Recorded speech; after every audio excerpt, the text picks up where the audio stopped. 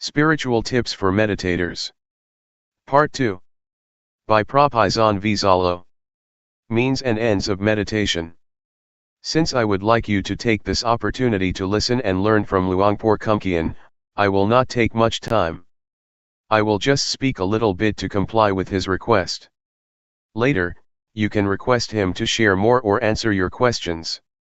I think what Luangpor Teean said is fundamental to the Buddhist teachings. He stresses mindfulness. It is very important to practice mindfulness, for it is the heart of Buddhist meditation. When speaking about meditation, we have to bear in mind that there are many kinds of meditation, both formal and informal. In fact, meditation is not an exotic method that has to be imported from the East. Meditation is what we have already experienced, what we have already practiced, whether we are aware of it or not. When you see nature, when you look quietly into yourself, when you reflect on your life, that is meditation. When you try to follow your breath with an expectation of calmness, that is meditation. Meditation can be practiced through drawing, painting, or music. So meditation is what we have already experienced to a certain extent. But, to make our meditation beneficial, fruitful, and worthy of our attempts and the time we spend, the shortest way, according to Buddhism, is to cultivate mindfulness. That is, meditation with awareness. Awareness is the means and end of meditation, and nothing else. For some people, meditation is the way to calmness, but for the Buddha, calmness should only be the byproduct of meditation. It is the reward that we gain from our practice. Yet, we also want to have total self-awareness. Self-awareness, or knowing oneself, is very important, as Luangpor mentioned earlier. According to the Buddha, to know oneself is to liberate our minds from suffering. We are overcome by grief or sorrow and suffer because we are not aware of ourselves. If we become aware, we can see clearly that we are carried away by greed, by anger, by anxiety. Once we become aware of ourselves, mindfulness is established. Once mindfulness is established, it is not easy for sorrow, anger, ill will, or greed to sneak into our minds. Guarding our minds with mindfulness is the secret of removing suffering.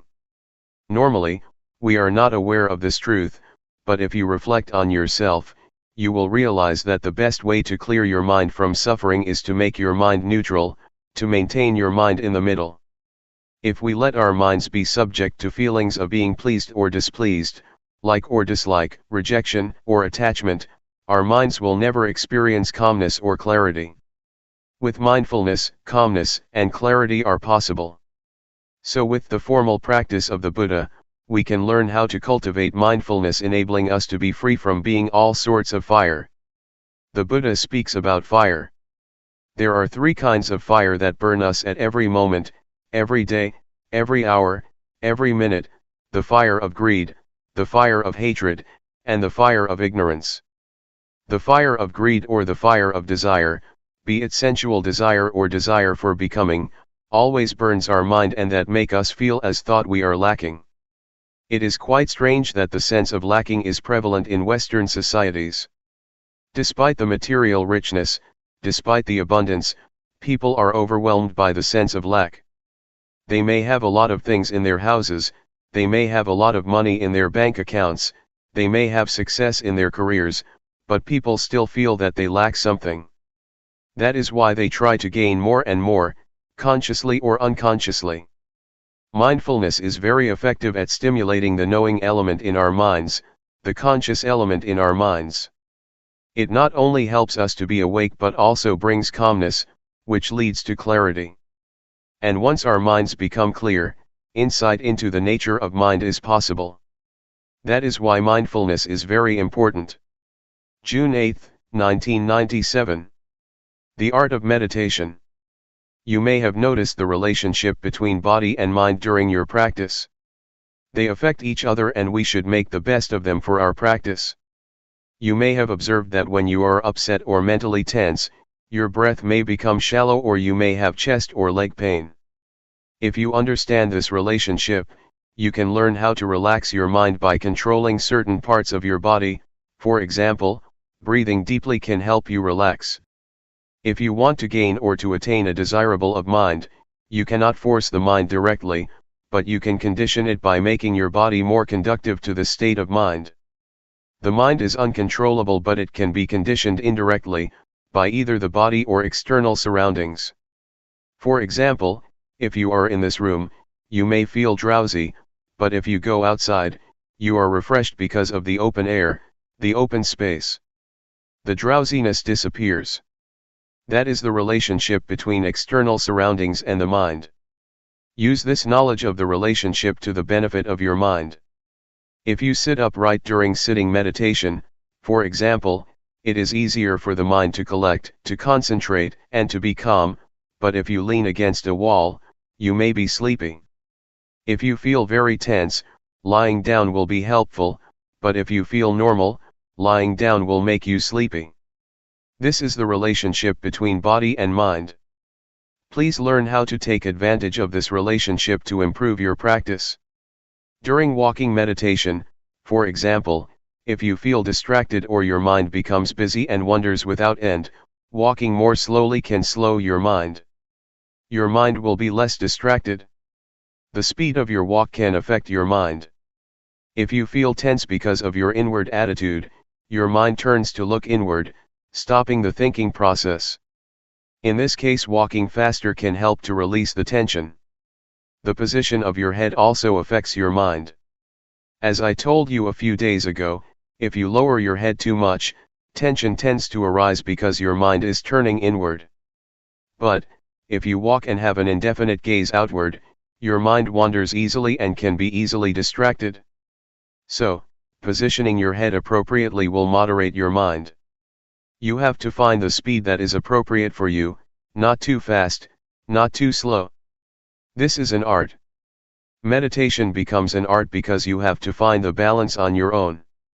If you walk too slowly, your mind becomes tense because it looks inward and concentrate too much on the body and on the thinking process, so you have to speed up. There are two extremes. One is to wander a lot distractedly, and the other extreme is to take it very seriously, to push oneself very hard, trying to stop or to suppress the thought. The one just follows the thoughts, the other wants to stop the thoughts. These are the two extremes. In this practice, we neither stop nor follow the thoughts. But how? This is the point of balance. I myself have to adapt. When I feel tense in my legs, I walk slowly. If I walk any faster, I cannot get through the 7 days retreat. Normally, I do not practice the intensive retreat for the whole week, just for a whole day. The rest of the week I do it indirectly and then I may do something else. But to practice 7 days, we have to learn how to do it without being exhausted. It is like marathon walking. If you push yourself very hard at the first kilometer or on the first day, the rest of the days will be disastrous. You have to know how to save your energy so you can go through the whole retreat or marathon. There is no one standard or formula for everybody. You have to find your own way. If you feel tense, it is better for you to look far to relax. When I first practiced, I look inward so much during the first 3 weeks that I developed a lot of problems. I could not raise my hands or sleep because I tried to suppress my thoughts. I had to cure myself. To turn my mind outward, I had to look at a specific point, during my walking meditation for almost 3 weeks before I felt better. I think for me to look forward, to look far, is good in that situation, but after that I have never used the method again. Now I just look down on the floor but not too much. Luangpor just said, feel relaxed, and just be aware, but I did not know how to apply his teaching to my situation. I think what Luangpor said about the balance is very important. To be aware is to be on the middle ground between following your thoughts and suppressing them. I like to compare awareness to an egg. If you hold an egg tightly, it will break, but if you do not hold it, it will fall. So, you need to hold the egg firmly but not too tightly. For awareness to be possible, you have to handle gently, as if you are holding an egg. If you force your mind to concentrate, to stop thinking, to achieve something better, or whatever, you are going to crush the egg. But if you feel completely relaxed and do not take it seriously, it is like dropping the egg. So, in this method of practice, just hold your mind gently. It is how to do this that is the problem. Nobody can tell you. You have to know how to gauge and how to adapt your mind. It is like riding a bicycle, you have to hold your body in balance. If you are stiff, holding the handles of the bicycle very tightly, your whole body becomes tense and you will fall. So, bicycle riding is the art of keeping your body as well as your mind in balance. The same goes for meditating. You have to hold your mind in balance, neither too relaxed nor too tense. How to reach this point is the art of the meditator, and this is the problem. When I first practiced, I found it difficult to reach this point because normally we tend to be at one of the extremes, either forcing ourselves or just letting things loose. For the practitioner to arrive this point, one needs to have experience with oneself and learn by oneself. If you arrive this way and know what the middle ground is between the two extremes, you will find it easy to practice without tension. You will be able to work the whole day without a problem. At the same time, you will be able to effectively handle undesirable thoughts. Previously, when we had distracted thoughts or a scattered mind, we responded to in one of two ways, either following it or suppressing it. But if we know the middle way, we will find that just acknowledging our mental condition, just noticing the thought that arises, it will disappear or fade away, without our having to make an attempt to suppress it. In order to reach this point, our attitude is very important. If we want to achieve calmness, to develop mindfulness, or to gain something, we tend to suppress our thoughts. We do not want to be distracted, so we try by all means to stop distractions, thus bringing ourselves lots of problems, mentally and physically. So, just take it easy. Attitude is very important. To take it easy does not mean that you do not make any effort, but rather, practicing the whole day and making lots of attempts. The point is how to make such attempts without having anything to gain. You came here and you must have been motivated by some expectations. But once you start working, once you start raising your hands, you have to ignore whatever brings you here. If you want something during your practice, that means your mind is in the future, not in the present. To practice here is to make our minds present here and now. Mindfulness is the presence of mind. To live your life mindfully means you have to make your mind present in everything you do. When you are watching, your mind is there. When you are walking, your mind is there. When you are taking a bath, your mind is there. That is mindfulness, or the presence of mind. You may wonder how to practice mindfulness while asleep. It depends on how you cultivate mindfulness when you are awake. If you are mindful most of the day, it will take care of itself during your sleep. You will learn that your dreams can be affected by mindfulness. Even consciousness plays a role in your dreams to a certain extent. They are not totally unconscious. They depend on the mindfulness that you have already developed. So, just take care during your waking hours, because it is the period of the day that we can control. It took me about a month to find the middle ground, but I am a bad example. Many people spend about a week to find it. For me, I feel that tension is the indicator of whether I am practicing right or wrong. If I am tense, it means I am practicing the wrong way. After 1 month, I was aware of my thoughts very quickly, which was a surprising experience for me. Sometimes, even now after being a monk for more than 10 years, I practice and I feel tense, which means I am too serious, so I know I have to relax my mind a little bit. I still get tense from time to time, not always at the balanced state, but at least I know how much I have to relax to reach the middle ground. It will be a point you are familiar with. You may get tense, but when you feel relaxed to a certain point, you will know that this is the middle ground for you. You have to find it yourself. Nobody can tell you where it is. There are many indicators for us to be sure whether we have developed enough awareness or not. Sometimes one has a lot of distractions. The mind can become busy, but if you acknowledge the thought very quickly and notice when it occurs, you are aware. Also, to be aware does not mean that you have to be calm. In some situations, the mind is supposed to perform its functions and it is difficult to be calm. As long as you notice that your mind is distracted, it is all right. That is why Luangpor said, do not try to be undistracted, but once you are distracted, you are aware. Once your mind goes out, you are aware. The point is your awareness of your state of mind and knowing it quickly. For a lot of people, meditation time is only the time when they sit cross-legged and close their eyes. Afterwards, they go to work, and cannot think of meditation. Meditation is limited to the room, in the morning and in the evening. But for us, the meditation zone means trying to make the whole day, or a certain period of the day, a time for meditation, even though you do not close your eyes and are still at work. It should start at a portion of the day, and then enlarge its zone. The more you are aware of every moment, the more meditation is a part of your daily life. It does not mean that only the time inside a meditation hall is meditation, and the rest is not. It should start from the meditation room and then enlarge to your whole life. Enlarge the zone in time first and then enlarge it in space as well. Try to integrate meditation into your daily activities. Try to use the movement of your body as meditation objects all the time, and try not to stay still. On the car or the bus, rub your fingers. Try to have some parts of your body moving and use the movement of your body. If you can use your breath as meditation object, you have a refined, sensitive mind. Yes, you can do that, too. Luangpor suggests using the blinking of your eyes or the swallowing of your saliva.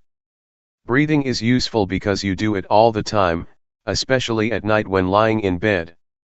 But while typing, it may be difficult to be aware of your breath, so just be aware of the typing itself as the object of meditation. When you take a bath, the movement of your body is the object of meditation. So we are never short of an object of meditation, except when we are sleeping. That is the benefit of sati meditation, you have an object all the time. We need to have a physical object for meditation all the time, and our body is better. Your mind should be aware of your body's movement. Once a thought arises, your mind goes to the thought, acknowledges it, and then returns. So you have a home. Meditation provides you with a home that is the object of meditation and your mind stays with it. The movement of your body is the present moment. To be mindful is to be present in the present moment, so we try to provide a present moment for the mind, the body's movement. When you become distracted by a thought, that is the present moment too, so the mind should be mindful, but since the thought is undesirable, we just let it go and come back to another present moment, your body's movement.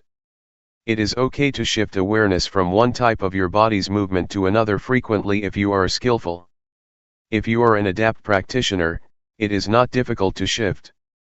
Try not to practice only two postures, because if you practice only walking and sitting, you may find it difficult when you want to be aware of additional activities. You will not be adept enough to apply mindfulness to that activity, because you have only been using rhythmic meditation and walking meditation all the time. So, you have to be adept, to be skillful, to apply mindfulness to every area of life. For example, in a normal situation, I would use the rubbing of my fingers as an object, but, if I am tired, I can concentrate on my breath because it will turn my attention away from the tiredness of my fingers. It is the same with walking. If I walk or climb up a mountain, at a certain point, I shift my awareness to the breath because my legs feel tired. This is the way to release tension. You can shift from one to another. In Thai, we called it a toy or hobby. We change from our routine to a hobby, and then we change back again. To make meditation more entertaining, we find something strange, something special, something new to play with, and then after we feel we have had enough, we return to the main posture. Please try to apply mindfulness to another postures or activities, not only in daily life but in the retreat too. When I practiced with Luangpor Teean, sometimes he asked me to clean the floor. He gave me a broom and asked me to be aware when I was doing that job. He wanted me to not stick to the two main postures. During the first few minutes, I felt disturbed, unable to be mindful of the work, because I had limited my activities to only two postures, and did not know how to apply mindfulness to that work. But later I knew. In Luangpor's retreat, he also likes people to stay with sitting and walking, but he will provide you with some work to do like cleaning the toilet, because he wants us to be skillful in every activity, otherwise you will not be able to apply it to other activities after the retreat. July 9, 1997. The middle ground. As you already know, we are training our mind to reach the middle ground, that is between the outward-oriented mind and the inward-oriented mind. Do not try to turn your mind too much outward or too much inward, to follow your thoughts or to stop them. The middle ground also means trying to avoid being lazy due to being too relaxed, or being strained due to too much tension. It also means that we have to avoid the two extremes of indulging in pleasure and indulging in pain. What does it mean by that, indulging in pain or indulging in pleasure? It means that when you recall a good memory or refreshing images you get high, and when you recall unpleasant feelings in the past, a bad memory, you get low. If you are moved like that, that means you are already indulging in pleasure or pain.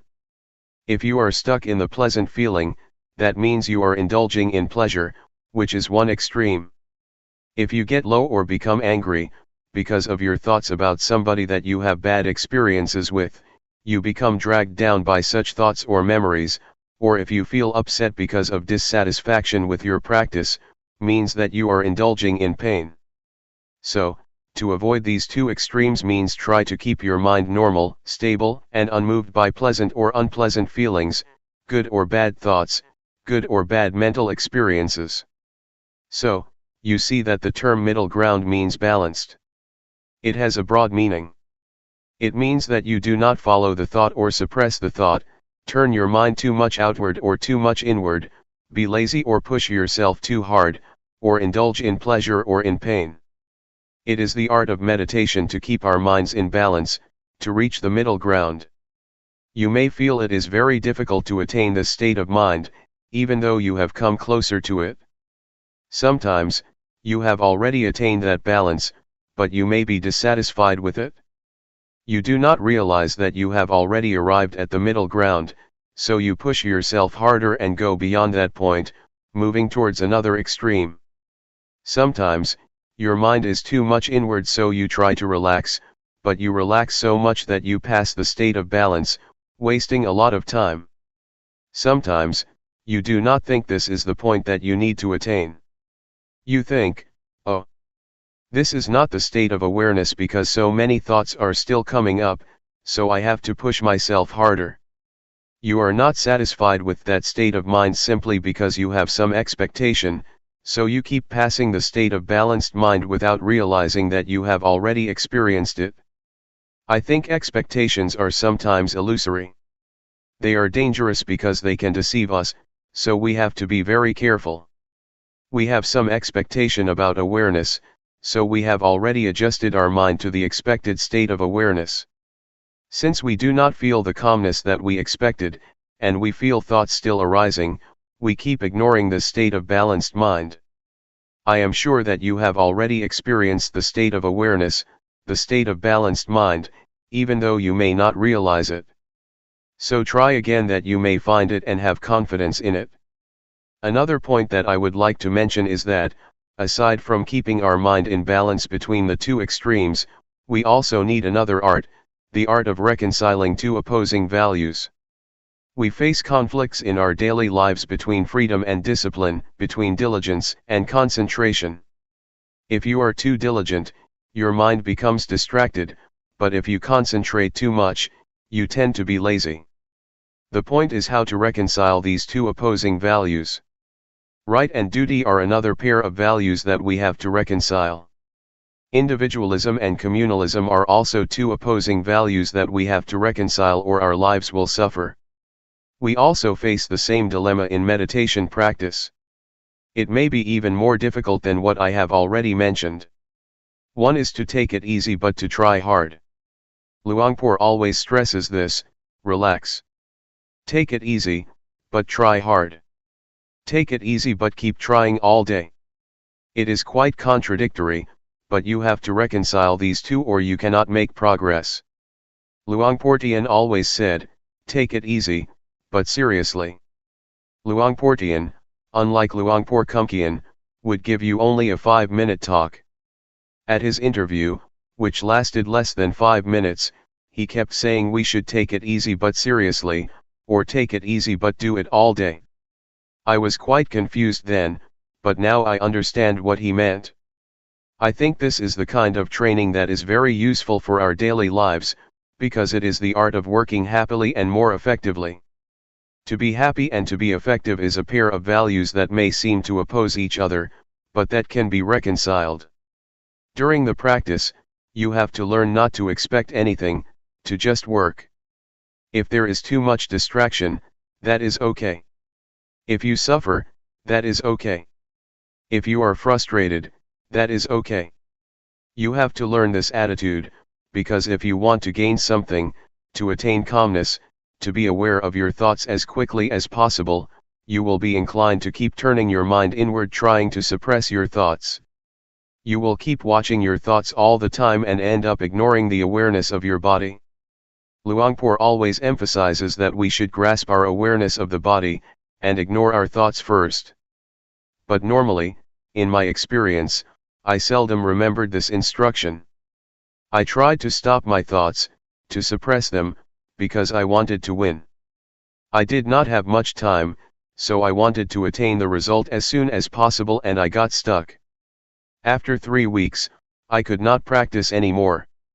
I could not do the hand postures because once I moved my hands, after only a few minutes, I got a headache and I suffered. With a headache and a lot of pain, I could not sleep. I made a vow to practice with Luangpor Teean for 1 month, and 3 weeks had already passed with only 1 week left. Feeling hopeless, I decided that I would leave the temple after I finished that week. So I just walked without any expectations, just waiting for my time to finish. I just kept walking because I could not do anything else. That week was very good for me because once I did not have any expectations, did not have any hopes, and just walked to waste the time, just trying to ease my tension, to turn my mind from inward to outward, I felt that mindfulness suddenly developed a lot, because I did not mind anymore. June 11, 1997. Practice independently. The truth, I think, you have to see it. You have to see the truth for yourself. If I tell you, it will not be your truth, but an academic or indirect experience. I suggest you not use your intellect to find the truth but direct experience, you must realize it by yourself. Sati, or mindfulness, is a capacity of mind to recall. When you walk in meditation, you think about your work next month, the body walks but the mind goes somewhere else. Then, you recall that you are supposed to be mindful while walking. That is mindfulness. When your mind comes back to walk, you feel the sensation of walking and have clear comprehension. That is awareness. It is very important for us to try to experience awareness directly. It is also a capacity of the mind. One cannot experience awareness through thought or the intellect, for it is beyond the realm of intellect. You have to experience it directly with your feelings. We use a lot of thought, a lot of intellect, but rarely the faculty of feelings or awareness. When you want to touch something, you have to touch it with the hand, not the glove. Intellectualizing awareness is like touching something through gloves, it is not awareness, not a direct touching with your mind. I would like to recommend you to practice independently. Independent of what? First, be independent of time. When you walk or practice, do not worry about the time. Some practitioners set the time, saying they will walk or sit for 1 hour. Then they set the clock in front of them. This will make hell out of their practice because they are concerned about the time, whether they have completed the hour or not. Even with 30 minutes left, they still worry. They are anxious about when they will reach the hour. Do not worry about the time or the clock, practice without any references, allowing your mind to get in touch with mindfulness or awareness. Sometimes you are also concerned about other people. Why does this person walk so quickly? Why does she walk so slowly? If you keep asking and comparing yourself with other people, you will not be sure whether it is good for you to walk slowly or quickly. That is why you should practice independently, unconcerned with other people. You have to find your own way, the suitable speed or suitable pace for yourself. Everybody has his or her own way of practice. Please ignore what the other people do, just be concerned with yourself. Another thing that may cause you anxiety is the notion of awareness, or the concept of mindfulness. You have some idea about awareness or mindfulness.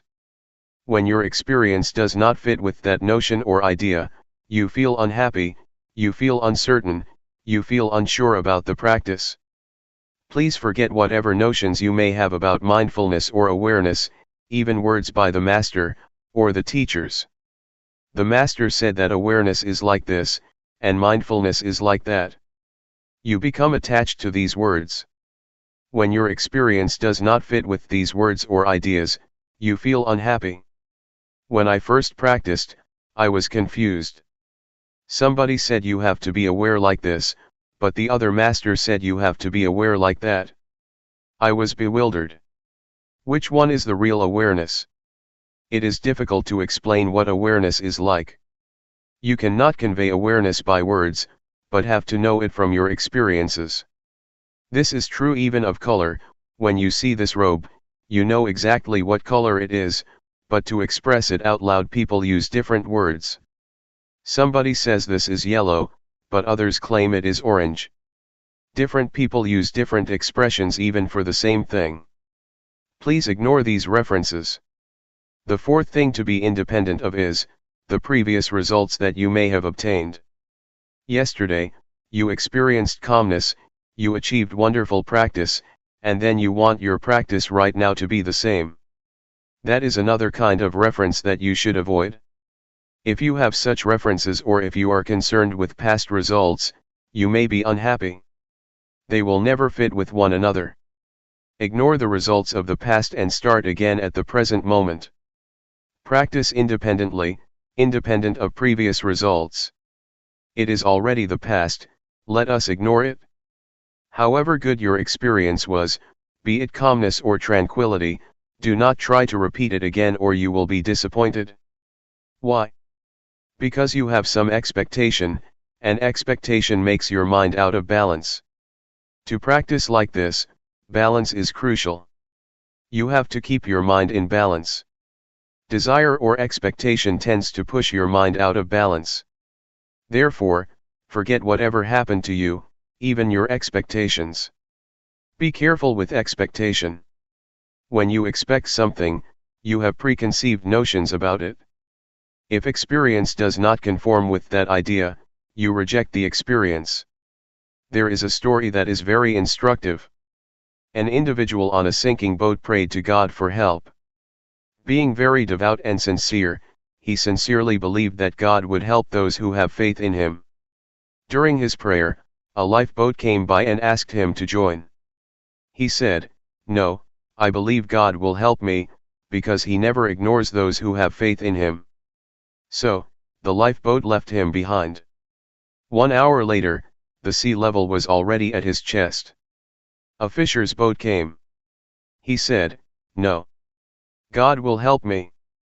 Another hour later, the sea level was already up to his neck. A patrol boat came. He replied again, "No." So, he drowned and went to heaven because he was a good person. When he met God, he asked, "God, why did you forsake me? I prayed for you even at the time of crisis." God replied, "You fool. I sent 3 boats to help you. Why didn't you take the boat?" The man expected a miracle. In reality, no miracles happen. God's action is not miracle, He works through ordinary events. So, with expectation, the person tried to reject even the help of God. Do not be too concerned with expectations, or you will reject the experience that you have already achieved. Just work independently of expectation, and try to get in touch with real awareness through direct experience. When you get a result, it will be the true outcome of your practice. Do not bother with miracles or preconceived expectations. Question: how can you forget everything and not have any expectations or references? Answer: it can be done through repetition. In the first hour it may not be easy to forget, but if you practice more and more, you will feel in harmony with the practice, and then this notion will pass away. Nevertheless, you have to do it repeatedly, over and over again. Then, a new kind of habit will develop, the habit of letting go and forgetting expectations. Question: that is very, very hard. Answer: it is possible, if you try to be at the present moment. I found that when I feel in harmony with the practice, I do not care about the rest. To be in harmony with the practice takes time, but it is possible. We call it, to be at the present moment. When you have developed that habit of being at the present moment, you will be less distracted by expectations, by time or schedules, by other people's practice. Question: are you suggesting that we totally ignore previous experience on how to get there? Answer: I suggest you do that when you start the practice. However, when you finish, you may review and think about which one is the way. During the practice, try to be at the present moment, otherwise, your previous results will distract you from the practice. Question: when we start the practice again, we will take reference of the previous experience, right? Then, how can you practice independently? Answer: a kind of habit will develop within you. Question: right, I see what you mean, inherit a habit from the previous practice instead of knowledge. Answer: yes. It has already happened to you, because all of you have been practicing for a long time. You have inherited some habits or some tendencies. That is the most important, more important than something in your mind. Question: not to be guided by thought, but by your natural movement or habit. Answer: yes. This is what we call adept or skillful, you become more skillful. Take swimming for example. Thinking, or recalling the instructions, does not help you much when you are swimming. You have to be at the very present moment. Whatever you do will become a tendency or habit in you. Once you know how to swim, it becomes your second nature. It becomes a part of you. No matter how much time has passed, maybe 10 years, you still know how to swim because it has become your nature. I think mindfulness or practice is like that. Once you know how to adapt your mind to be aware of the present moment, it becomes your nature. You may give up the practice for a while, then come back. In the beginning it is difficult, but after you practice for a few minutes, it will come back. Which I call habit. I myself, when I practice, never think much of the results. I think only that this will form a new habit. Once the habit has developed, it is easier to practice. This is how you train children to take a bath or to brush their teeth. At first, they refuse, but you just push them to brush their teeth. It becomes their nature and they will go to the bathroom to brush their teeth on their own. Mindfulness is like that. In the beginning, your mind follows the thoughts and never comes back. Then, you call it back. Second time, it goes again, following the thoughts and comes back. The third time, it comes back quickly, faster, but still takes a long time. Then, you call it back all the time, many times, it returns faster and faster. The unintentional thought will become shorter and shorter. In the beginning, it is like a train of thoughts with 12 cars of thoughts. After practicing for a few days, it becomes 10 cars. The train of thoughts becomes shorter, shorter, and shorter. Then, only one car of thoughts, because your mind becomes faster. It is the habit of the mind to come back faster. This is what mindfulness is. You need not to stop the thoughts. Your mind will come back on its own. July 8, 1997. Harmony within. Meditation practice is to train ourselves to be in harmony with ourselves, or to be in harmony with the present moment. To be in harmony with the present moment has a broad meaning. It means that we have to be content with what we have, with what we are doing, and also with what we are at the present moment. To go deeper than that, it means to be content, accepting the thoughts or emotions that we have at the present moment.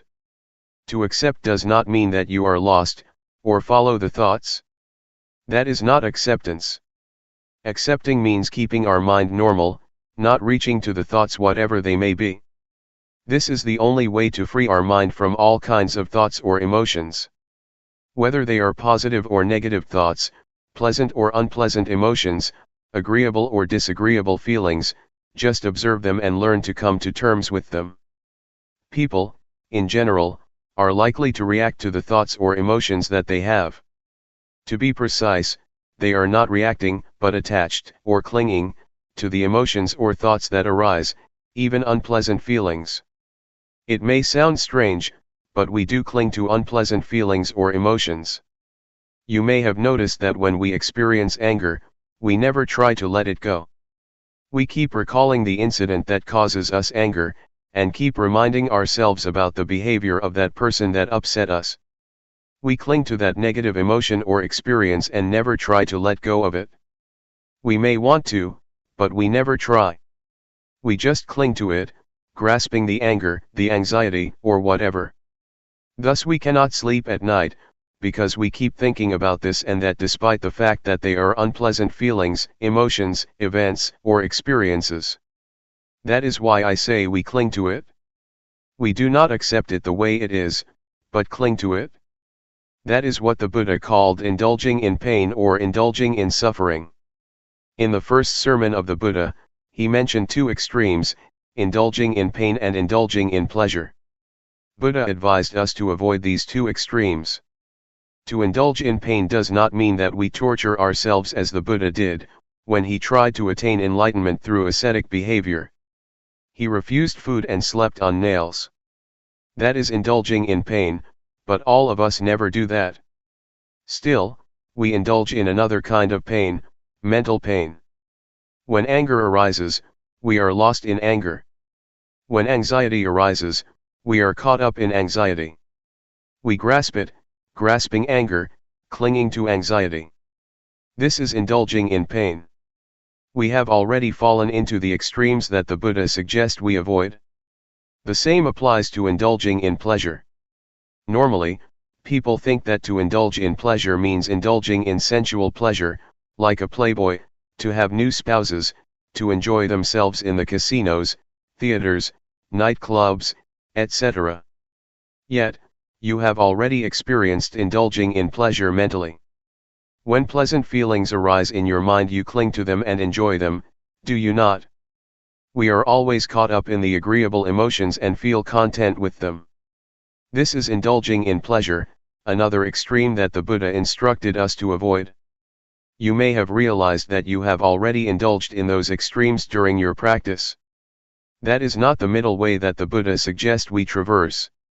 The middle way, in this sense, means not losing yourself in either painful or pleasant experience, be it calmness, happiness, suffering, anger, or anxiety. Do not become lost in those feelings or emotions. Just accept them as they are. When pleasant feelings or good thoughts arise in your mind, you tend to follow it, do you not? When you encounter unpleasant feelings, you want to suppress them, do you not? But that is not an act of acceptance. To accept means to observe, to see, to recognize, and to let go of it. This is the only way to be free from all kinds of feelings or thoughts. I would like to urge you to learn how to come to terms with all kinds of thoughts and emotions that arise. You will find that once you accept them, once you observe them, they will gradually pass away. This is the best way to let go of them, the best way to liberate ourselves from them, the best way to get rid of them. Not to stop them, but to observe them, and they will gradually be dissolved. This is the middle way that the Buddha suggests, to indulge neither in pain nor in pleasure. Not only in the physical or sensual aspects, but also in the more delicate mental aspect. This is the aspect or level that people always fall into, without realizing that it is not the middle way the Buddha suggests. Is it clear to you? Just to elaborate what Luangpor said, to see, but not to identify with it. If you identify with it, you have already indulged in both pleasure and pain. Just see it as it really is, do not be overjoyed or upset by pleasant or unpleasant feelings. This will keep our minds stable. That is what we call accepting the way we are in the present moment, and being in harmony with the present moment. That's all for this morning. Thoughts always trick you or make a fool of you. They need your attention, as a child always asks for his mother's attention. They are very clever and have many tricks to fool you, to draw your attention. Persuading you, the thought says, come. Come talk with me. Come join me. Come interact with me. In the beginning, you may think that you know their tricks, but their tricks are endless. When I practice, I say to the thoughts, no, I will not interact with you. Whatever thoughts arise, I will turn my back on you. Yet, they have many new tricks to make a fool of me. Sometimes they ask, hey, why don't we think about the Dhamma? Investigating Dhamma is good, isn't it? So I jump into the thoughts, and later realize, oh, I fell into your trap again. That's all right. You should try to have strong will. Sometimes you have very beautiful and excellent ideas. You may think about the glorious past, a beautiful moment in the past, or somebody whom you would like to talk with. The thoughts will try to persuade you to interact with them, but you should have strong determination to resist their temptation.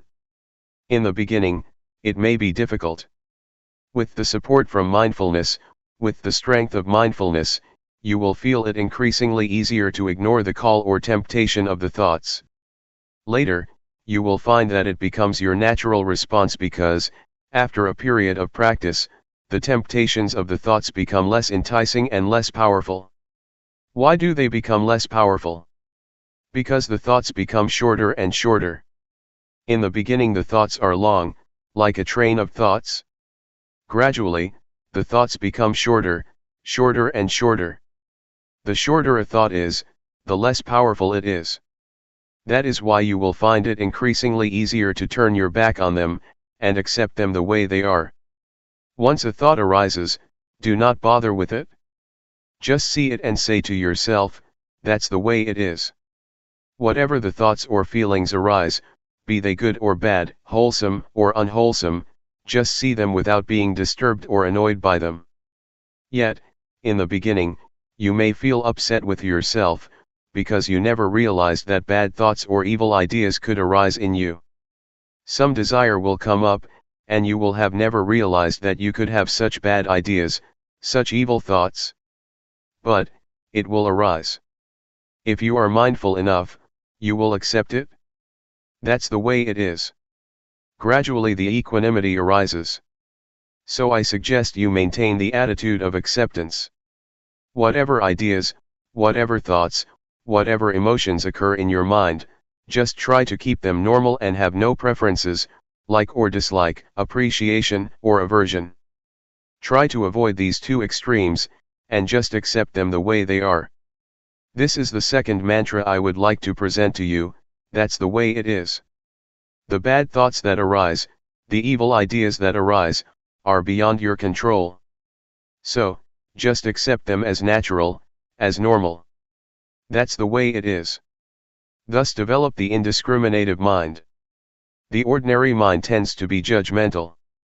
It always judges, this is good, that is bad, this idea is good, that idea is bad, I like this idea, I do not like that idea, I am content with these emotions, I am not content with those emotions. With a discriminating mind you will never experience peacefulness. Your mind will go up and down, because of such preferences or such judgmental mind. The way to attain peace is to develop the indiscriminative mind. Have no preferences or judgment, and see everything as it really is. Accept it as the natural process that occurs to your mind. They are just visitors, coming and going. No matter how good or bad the idea is, any kind of idea, just let it come and go, appear and disappear. Do not be bothered with it. Just see it, take note of it, and then come back, returning your attention to the body's movement. In brief, try to resist the temptations of the thoughts. They need your attention because that's the only way they can sustain themselves. Unless you give them your attention, they cannot survive. They can exist only with your support. If you do not pay attention to them, they will just pass away. This is the best way to handle the emotions. Do not suppress them, stop thinking, nor force your mind to drop these thoughts. Just say to yourself, when the thoughts arise, that's the way it is. July 9, 1997. Calmness and insight. There are two words that Luangpor always mentions, mindfulness and awareness. Both are like twins. They are interchangeable, help each other, and always come together. Mindfulness is that which recalls. For example, you are moving your hands, but you forget that you are doing it because your mind is distracted.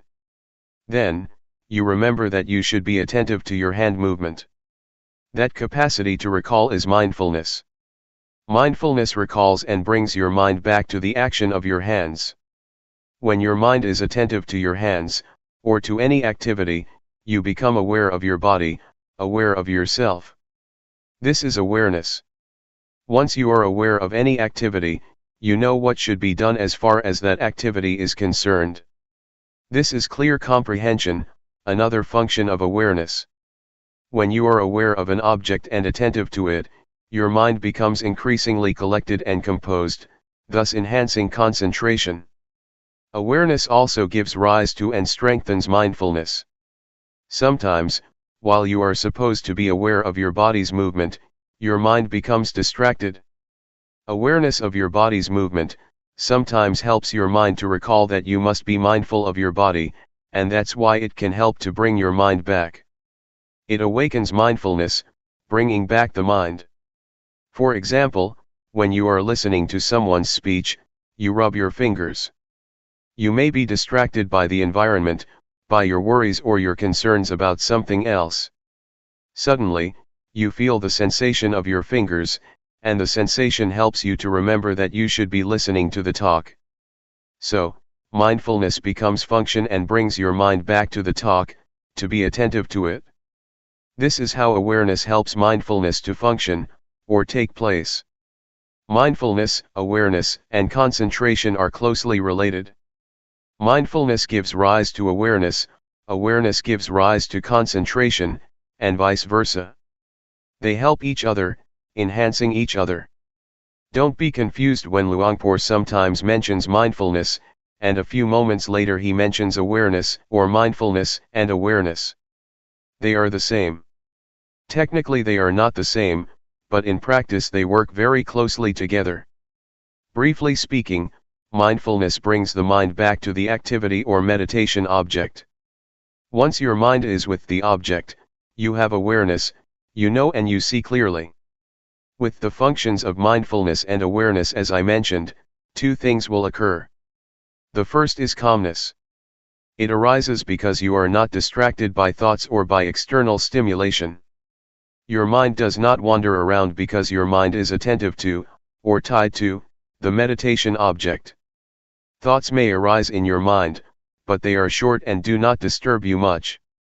You may feel hot, you may feel cold, but it does not give rise to anger or upset you, because mindfulness brings you out of the anger or negative qualities, and back to the object of meditation. But, if you do not have an object of meditation, your mind can easily be caught in the anger, that is the result of unpleasant feelings. So, mindfulness and awareness help you to let go or be free from the discontentment. That is why calmness and relaxation are possible for the one who has mindfulness. The second thing that happens when you have mindfulness is wisdom, or clarity of mind. It happens because mindfulness and awareness keep your mind from liking or disliking, from being up or down, from being content or discontent. They keep your mind stable and without bias. If you have preferences, if you are discriminative and like or dislike, you have bias and you cannot see things clearly as they really are. This will not be the case if you have mindfulness. For example, when anger arises, you will not be caught up in it, you will distance yourself from it and see the anger. You do not reject anger, but just see it. You can see how it exists and how it passes away. But, if you get into the anger, you cannot see, and you cannot know the anger. Just as when you are in this hall, you cannot see what this hall looks like, unless you go outside, only then can you see what the Kuan Yin hall looks like. You have to be outside so that you can see clearly what or where it is. How can you be outside the anger if you do not have mindfulness? Mindfulness helps you to be outside the thought and see it as really is. That is why Luangpor always emphasizes that, you have to see. You should know. You should not be lost in any kind of thoughts, be they good or bad, of pleasure or pain, so that you can see and know. Truth will reveal itself. In short, as I mentioned, there are two kinds of results that will take place, calmness and insight, or wisdom. Yet, you should bear in mind that calmness is not the primary aim of this meditation. The primary aim is insight. If you take calmness as the primary objective, it is easy for you to become lost in calmness, and then you cannot even see what it is. Just recognize that calmness is like this, when it manifests itself, and do not be overjoyed with it. Just see that that's the way it is, and then try to maintain your mind to see, to be clear, keep knowing, keep observing. That's all. This is just to make a brief distinction between mindfulness and awareness, and to highlight their main functions as well as how they work together. Practically, they have more functions than what I have just mentioned. July 10, 1997. The point of balance. As you may be aware, Luangpor tries to suggest that you not watch your mind or watch your body closely. There are some justifications for that. In our daily life we tend to do a few things at the same time. You should allow your mind to be aware of your whole body rather than only a particular part of it. Otherwise, you may make mistakes in your activities. For example, when I began my practice, one day, I finished my lunch and had to throw the leftovers into the waste basket. Since I did not know how to practice properly, I forced my mind to concentrate only on my feet, while I was walking to the waste basket. When I arrived at the basket, I threw the leftovers into the basket, and forgot that not only the leftovers but the fork and spoon were also thrown away. Why? Because I concentrated too much on my feet. I did not allow my mind to be aware of my whole body, to be aware of the act of holding the plate with the leftovers and the fork and spoon. If you force your mind to concentrate only on one part of your body, you limit your awareness to that part and forget the rest. There is another story of a practitioner, who wanted to concentrate on every act of her movement in detail. Before she went to the office she had to get dressed. She concentrated on her act of dressing very consciously and very intensely. When she took the shirt, she concentrated on it. While wearing the shirt, she also concentrated on every movement of the wearing. The same applied to putting on her trousers, her socks, and her shoes. When she went to work, it took more than an hour for her to realize that she forgot to zip her trousers. It's okay if you walk with too much concentration in a walking meditation, it's not much of a problem because you only have one act. Yet in reality, you have many acts at the same time. You walk and you hold something in your hands. When you drive a car, you have to look at the road, and control the steering and the speed with your hands and legs. These require your total awareness. Focusing your mind on only one particular part of your body will cause problems. I have spoken only of the physical aspect or the aspect of the body activities so far. This principle also applies to the mental aspect. If you force your mind to watch your mind closely, you tend to block your thoughts. When there is no thought, you do not learn how to let go of it. You should allow thoughts to arise, so that you learn how to let go of the thoughts or emotions. If you block your mind, the thoughts cannot arise, and then you do not know how to let go of them when they do arise. It is important for you to keep your mind in balance, to not watch or concentrate too closely, nor to let it loose to all distractions. This will enable your mind to be aware of the mind, to be aware of the body, not only of your hands, but the whole of your body and also its surroundings. This is what we should do when we cross the road, especially the road in this country. You have to be aware of the act of walking, and also of the mind. Am I absent-minded? If you are absent-minded while crossing the road, it is very dangerous. You also need to be aware of your surrounding of the car that is coming. So, you have to be aware of three aspects: body, mind, and your surroundings. One can achieve this only if he keeps his mind in the point of balance, neither watching too closely the mind, nor concentrating merely on the body. For the beginners, do not be confused with what I said. Be aware of your body first. Do not pay much attention to the mind or to the thoughts because you have to go step by step. You may be aware of your surrounding at the same time, of the noise or whatever, just be aware with mindfulness. Do not be disturbed by the noise or by visitors that come to talk to you. Just see them as they really are, accept them as that's the way it is. That's all. This is what Luangpor Teean instructed Luangpor Teean 30 years ago. Because Luangpor Teean, at that time, was very good at concentrating his mind on the breath only, and would cut himself off from his surroundings or any kind of thoughts, because he watched closely only the mind. Once, when he was practicing in a closed room with closed windows and a closed door, Luangpor Teean came to interview him.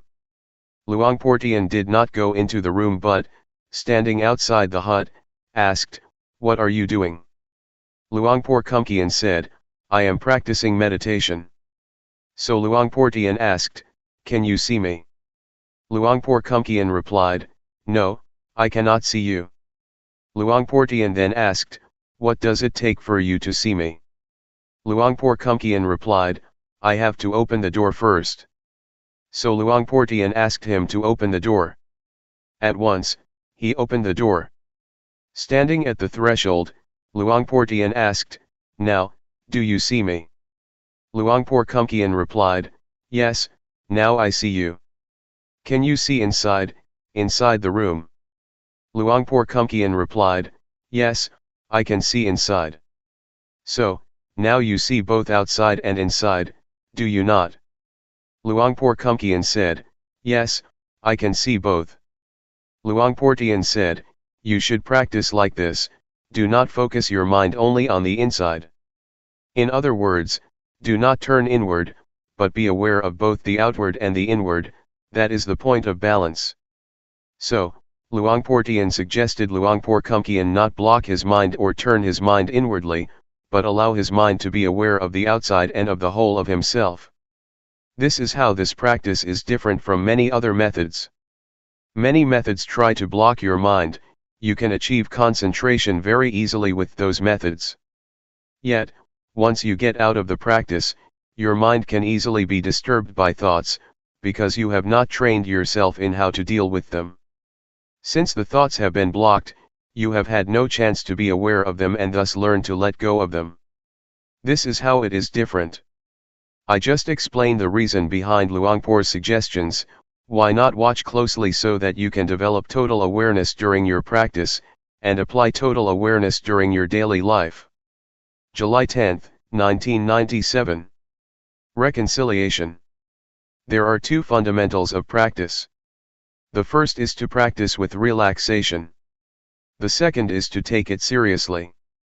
These two fundamentals are very important for the practice.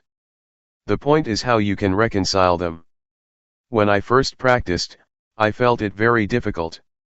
I felt confused when Luangpor Teean said, be at ease, but take it seriously. He always stressed these words. Literally, he said, in Thai, do it playfully, but seriously. To do it playfully means that you have to be at ease when you practice, and to be at ease at the present moment. To take it seriously means you have to continue your practice all day, all week, all month, and all year. This is what he meant. To take it seriously means you have to continue it, neither giving it up nor stopping it. I think this is the art of the practice, how to reconcile the two opposing values, the two opposing principles. Both principles are good, but on some level they are contradictory. As you may remember, in the first few days, I talked about the middle way. The middle way is the practice that avoids the two extremes. The two extremes are bad, so we have to avoid them. That is the middle way. Yet, at the same time, there are two principles, two values, that are both good, but in opposition to each other. We have to reconcile them to make them in harmony. These are the arts of the practitioner. 1. You have to avoid the two extremes because both are bad, and 2. You have to harmonize the two values. These two arts are different. Sometimes people are confused, they think the middle way is to mix good and bad, and then divide it in two. That is not the middle way. The middle way is to avoid the two extremes and, at the same time, reconcile the two values, the two principles. In Buddhism, you will find that this art is very necessary. You have to reconcile faith and wisdom. Those who have too much faith always lack wisdom, those who have wisdom always lack faith, because they always criticize, always doubt, always feel uncertain. So the Buddha taught us to reconcile these two principles, do not miss any of them, but combine them in harmony. The same applies to diligence or earnestness and calmness. If you are too diligent, you tend to lack calmness or concentration, but if you develop too much concentration, you tend to be indolent. Again, you have to combine, or reconcile, concentration and diligence. Now, let us go back to what Luangpor Teean always mentioned, to practice relaxed, but seriously. It means that when you practice you should feel that you are taking a rest.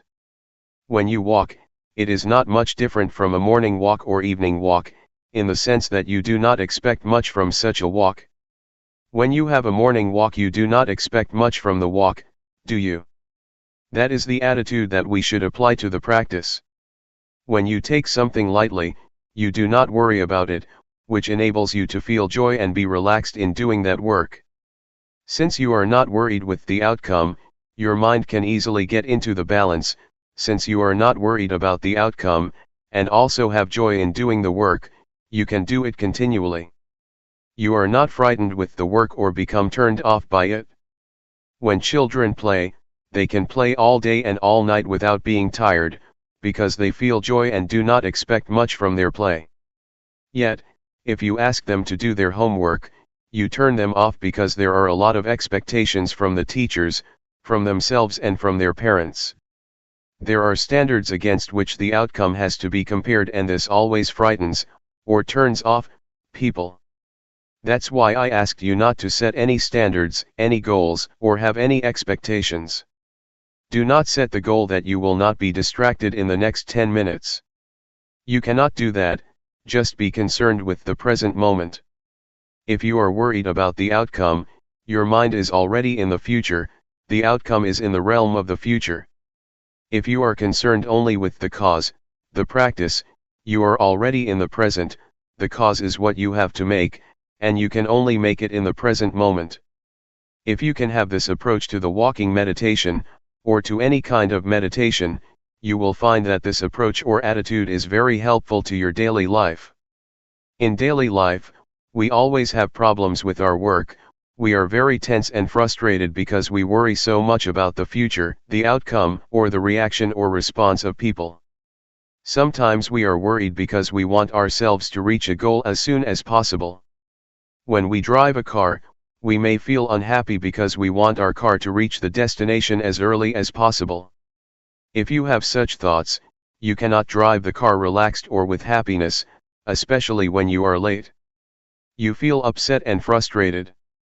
The desire to reach the destination as soon as possible becomes like a fire that burns your mind. Remind yourself to pay attention to the present moment. It does not help at all if I am worried about being late, because it does not make me reach the destination faster or sooner than if I am not worried. The worry itself does not help, it does not change the situation. What you should be concerned about is trying to driving the car properly and as best as you can, because this is the only way that you can arrive at the destination without delay. So in real life you have to be at the present moment, and not allow the mind to be occupied by expectations or by the future. The attitude that causes suffering to a lot of people, especially people of today, is the expectation of getting the result or reaching the destination as soon as possible. When I write a book, if I think that it will take one more year or one more month to finish the job, I feel worried, because it's still a long time and I am tired already. Yet, if I bring my mind back to the work that I am doing at the moment, I feel less worried, and concentration takes place easily, because being at the present moment brings you calmness and concentration, and can enable you to continue your work without much problem. I think we have to learn how to do work without pushing or driving us at the same time. Just do whatever has to be done. If you do it continually, it is certain that work will produce results. My friend, a Zen monk, spoke about his master. Some of you may have heard of him, Shunryu Suzuki. Shunryu Suzuki is the author of Zen Mind, Beginner's Mind. He has a center in San Francisco. When he started the temple in San Francisco 30 years ago, he had to do everything with his own hands. One of his big jobs was to prepare the garden. A Zen garden is composed of rocks, a lot of big rocks. Shunryu Suzuki is not a big person. He is just like Luangpor, but thinner. All day, he had to carry the heavy rocks to his garden and arrange them. His young Western disciple wanted to help, but after a few hours, he was tired. "Oh, I can no longer do this." He asked Suzuki, his master, "How could you do this all day?" Suzuki said, "I take a rest all day." When he lifted the rock, he just lifted it without much expectation that he had to carry 20 or 30 rocks a day. He did not set a goal, but just lifted the rock without judgment or expectation. His mind was with the rock and with himself, not anywhere else. He felt relaxed, which is why he said that he rested all day and could continue. He was serious about his rock garden, but he did it relaxed. It's as Luangpor Teean said, practice playfully, but take it seriously. To be at ease enables you to work longer than when you take it seriously. Sometimes you drive a slow car, and you can arrive the destination sooner than those who drive at a fast speed. The same is true when you walk up a mountain. Those who do not know how to climb a mountain start climbing fast, and end up reaching the top later than those who walk slower. The meditation master or the hill tribe people just walk slowly, relaxed all the time, relaxed every step, and they reach the top before those who are serious or walk hastily. The practice is the same. Just walk, as you walk, simply walk, and take a rest every step. You will find that you are not tired after you walk the whole day or the whole week, because you take a rest with every step. Please apply this to your daily life. Not only in the spiritual aspect. Take Suzuki as an example, even in the material or physical world, you need to apply this art, the art of reconciling the two principles, relaxed but seriously. You will find that in the real world this is really important. Individualism and responsibility to the community are the two principles you have to reconcile. In this country, they stress only individualism, and you have a lot of crime, a lot of drug addiction, etc., because people have lost the sense of communal responsibility. Individualism and responsibility to the community are both important. Right and duty are two opposite values that you should reconcile. The pursuit of happiness and virtues are both values. You cannot discard either of them. If you pursue happiness while ignoring virtues, you create problems for other people. If you are attached too much to virtues, you have no happiness because you are always afraid that you will offend other people, and you make yourself tense. Freedom and order are another example. Freedom is good, but order is good too. Yet, if you stress freedom, no order can take place. If you are too much concerned with order or discipline, freedom might be affected. So you have to reconcile these opposing values. This can be done if you learn this art from the practice. I myself have learned a lot from the practice. Because this art is very crucial for the practice, if you cannot learn it, it will be very difficult to achieve the practice. Please take this practice as a way to train your mind to have a skillful approach to your life, not only to meditation but to your whole life, to your family, to your work, and also to society as a whole. This is what I would like to offer this morning. July 11, 1997. Dealing with expectations. Let me elaborate on expectations' relationship to the practice, just to clarify this morning's talk. When I said that we should not have expectations during the practice, I did not mean that we should suppress or try to stop our expectation. This cannot be done because we come here with expectation, and expectation is inherent in our practice. I just want to say that despite our expectations, we should not allow them to bother us during our practice, let ourselves be preoccupied with them, or let them drive our practice. Just realize that, okay, the expectations are there, but there is no more than that.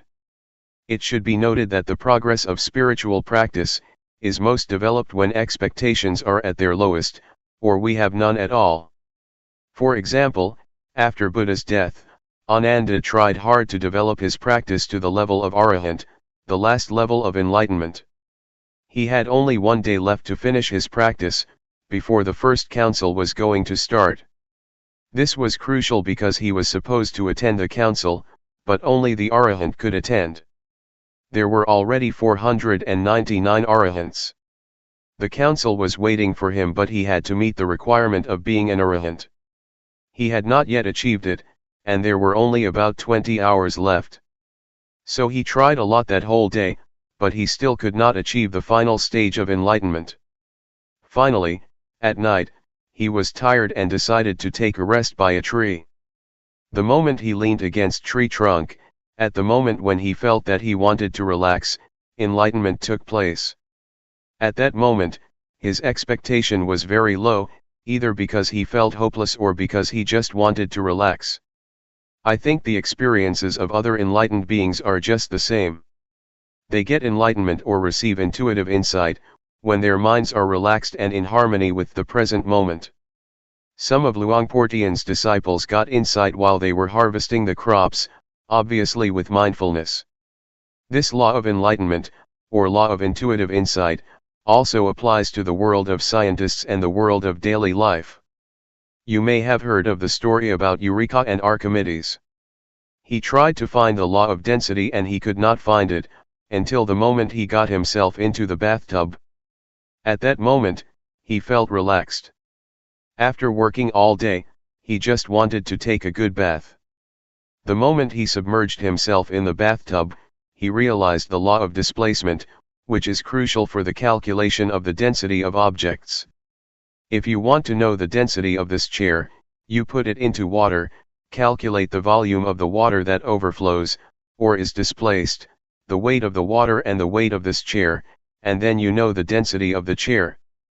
So, the word Eureka, or the intuitive knowledge of Archimedes, arose when he had no expectation. The same applies to Newton. He found the law of gravity when he was going to relax under the apple tree. An apple fell. He realized the law of gravity. At that time, he had just put aside his research, so his expectations were very low at that moment.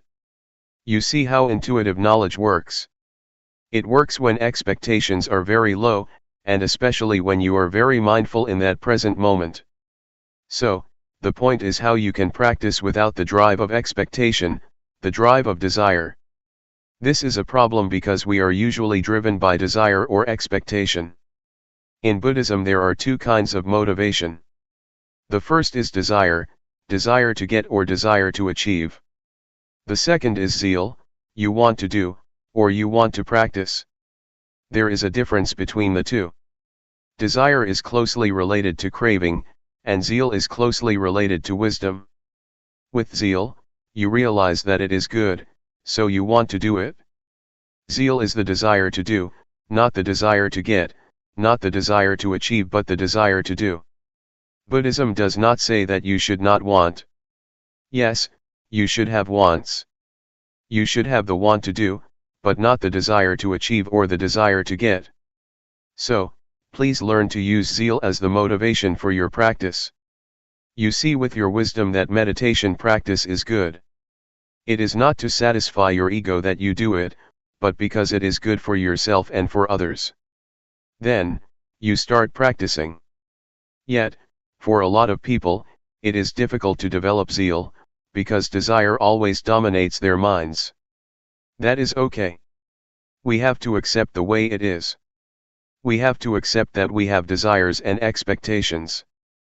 But again, once we start walking, once we start moving our hands, it is time to turn our attention to our body's movements, and leave our expectations and desires behind. Submerge yourself in the present moment, in the act of walking, in the act of moving. When you get the results of the practice, you will have confidence in the practice, and you will see for yourself, oh, this practice is good. You develop zeal because you have seen for yourself the results of the practice. This is how zeal is developed. You see it yourself, with your mind, oh, this is good. So you develop the inclination to practice, and this time you practice without the drive of expectation. You enjoy doing it, so you just do it. Enjoyment is the result of your zeal. If you enjoy something, you do it. You do not mind what will happen. I like it. I enjoy it. So, I do it. There is no more than that. Find out how you can enjoy the practice. The more you enjoy it, the more you will practice it relaxed and at ease, and the more you will get results. The more you get results, the more you become confident, and then you will just do it. We do not need the drive of expectation or the drive of desire. I think this is the motivation that people lack. We are taught that only desire can drive people to do things. Actually, there is another motivation that can get us to work. Zeal as a Buddhist motivation is very important, not only in meditation but in any kind of work. This is what I would like to offer you for reflection. In summary, how should we deal with expectations? First, accept them for what they are. Accept that expectations exist in our minds, but do not let them bother our practice, or pay much attention to them. Just be at the present moment with the work you are going to do, and do not allow yourself to be driven by expectations. Try to develop the other kind of motivation, zeal. With the right motivation, you will find that results arise not in the future, but at the present moment. Normally, people just wait for the future, wait for the results to come. If you have a positive approach, a positive mind, you will see results, and the outcome always comes at the present moment. Please be sensitive to the immediate results, that always take place but that we always ignore.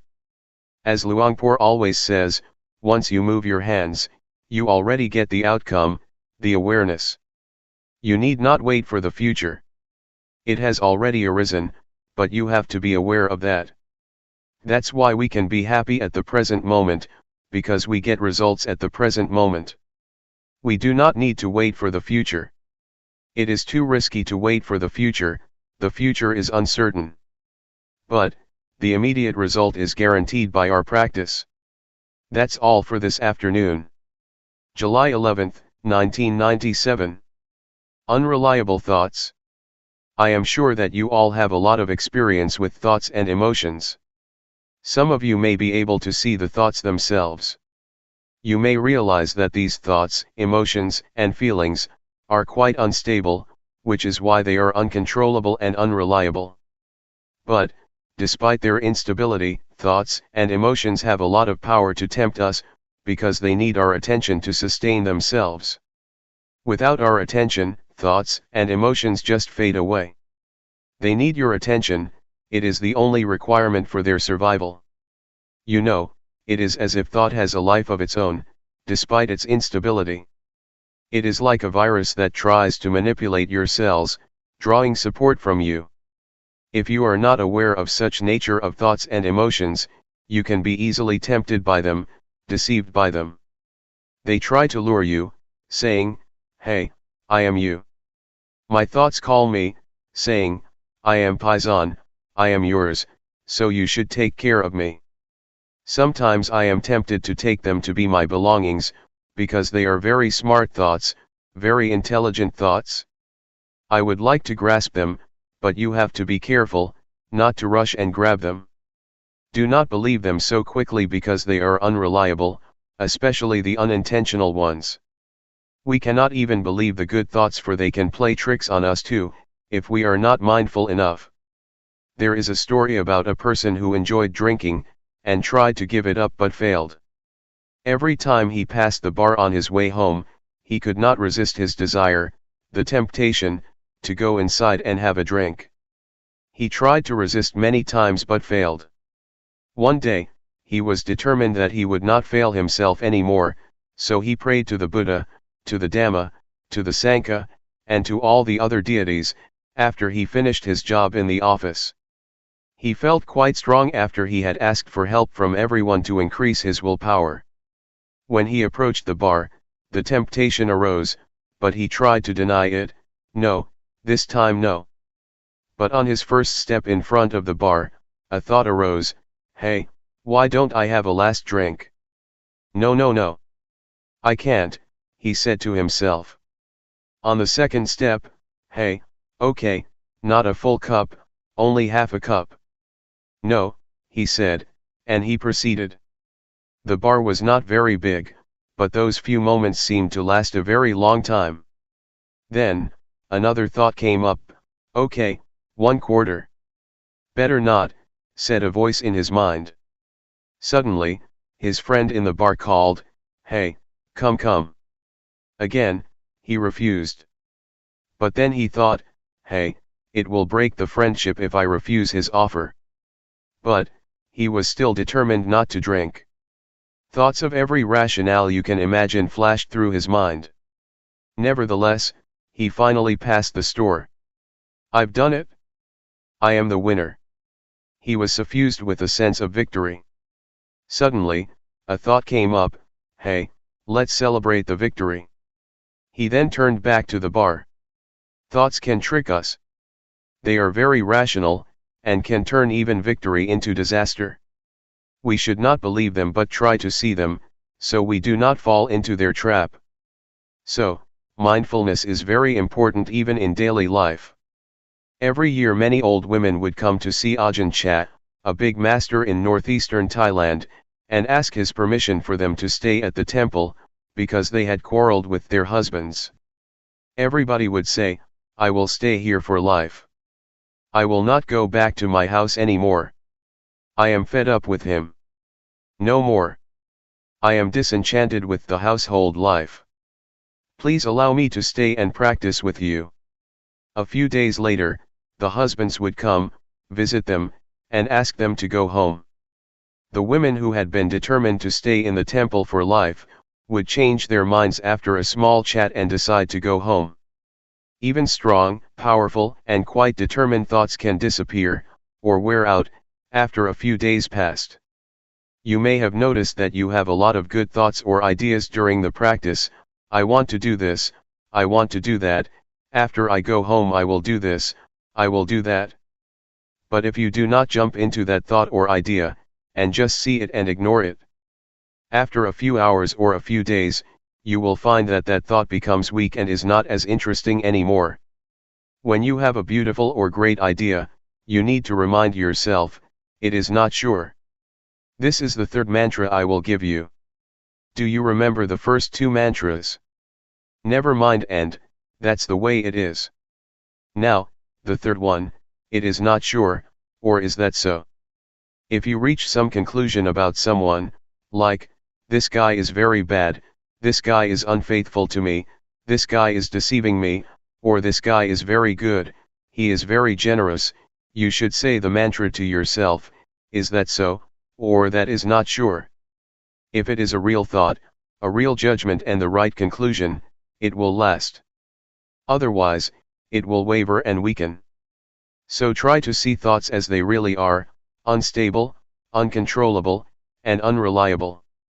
Unless they are born out of wisdom or mindfulness, they are completely unreliable. This is just the first step of insight into the nature of thoughts. During the practice, you may reach this understanding, and later you will see the deeper characteristics of thoughts and emotions. Luangpor repeats many times, they are impermanent. They are unsatisfactory. They are not self. Even happiness, pleasant feelings, or the bliss from meditation, are ultimately unsatisfactory. After you have been absorbed by joy for a while, you will feel that it is not enough. You want more. If you attain the first absorption, in the first few days, you feel very happy. Later, you find that you want more. You want the second absorption. You want more and more, because your level of happiness has increased. You need more happiness to satisfy your new higher standards and expectations. It will never end. But if you are mindful enough, and do not fall into the trap of happiness or pleasant feelings, you will feel content. You will have contentment. You will know what self-contentment, modesty, and moderation mean. Moderation is possible only for those who have mindfulness. Otherwise, you just need more and more, and it will never end. This is about unsatisfactory. The last characteristic is selflessness or no self, which is very important. You may be able to understand this, when you see that the thoughts you have are not really yours. If you are mindful enough, you will see that this is not my thought, this is not my emotion. But without mindfulness, you tend to grasp it, taking it as your own. We are likely to take it to be me, to be mine. This is mine, this belongs to myself. This thought is my thought. If you disagree with my thought, you disagree with me. You take it personally. A lot of problems arise because of such disputes. When your friend disagrees with an idea which you take to be yours, to be yourself, you tend to be angry. Since you feel that he or she is questioning you. But, if you take this idea as just an idea presented by you without attachment to it, it does not matter at all if your friend disagrees with your idea. With your practice, you keep being aware of the thought, you see it come and go, arise and cease, occur and pass away. If you try to grasp or maintain beautiful feelings or pleasant emotions, they will resist your attempt. You will realize that they are uncontrollable and not yours. They cannot be yours. If you have this insight, you will understand why we cannot and should not believe our thoughts, because they just come and go, they have no self. This is what Luangpor tries to instruct you, but you do not need to rush or try to have such insight. If you repeatedly take notice of your thoughts, if you know them and are aware of them, the insight will come by itself. The nature or the characteristic of thoughts and emotions, or all mental states, will be apparent to you. That's why Luangpor says, the truth will reveal itself. Our job is to obtain or sustain awareness. So just stay aware and the process will lead you to the truth. That's all for this morning. July 12, 1997. Meditators for Friends. According to the Buddha, there are 4 very good friends who help each other and also are very helpful to us: mindfulness, sati, awareness, sampajanya, concentration, samadhi, and wisdom, panya. If you are skillful, you can use these 4 friends, or these 4 virtues, to handle a disturbed mind or distracted thoughts.